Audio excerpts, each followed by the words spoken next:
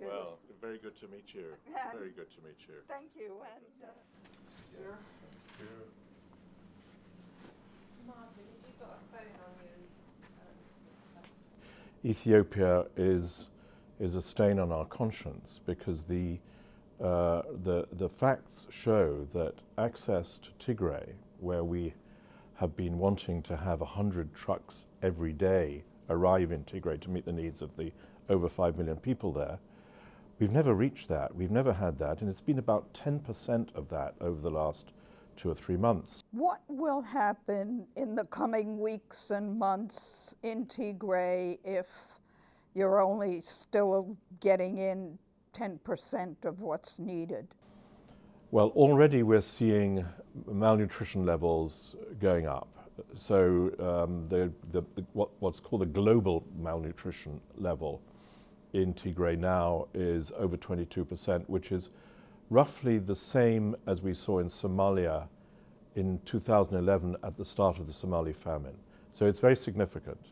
Anything over 15% is very significant. What we'll see is the effect of hunger and starvation coupled with the problems of medical problems, of chronic diseases, lack of vaccinations.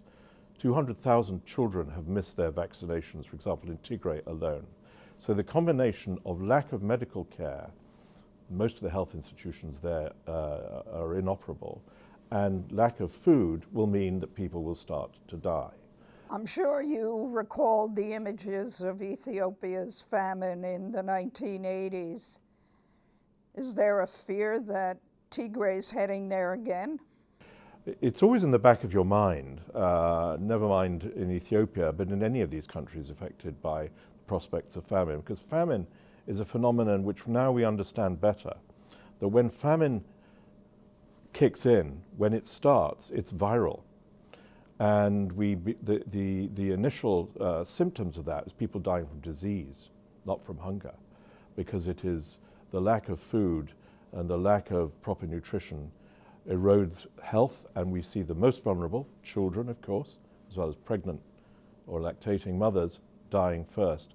That's what keeps people awake at night, is worrying about whether that's what is in prospect and in prospect soon.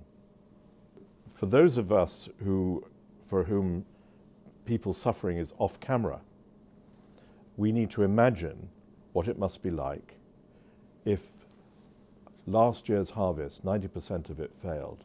The coming harvest, at least half of it will fail. So people have been eating roots and flowers and plants instead of a normal steady meal.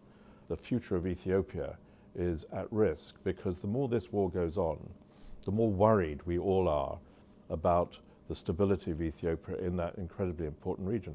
Ethiopia's stability and unity is of the highest importance, not just for its own people, as you know, but for that region. And that's why we'd like to see leadership taking us in a different direction.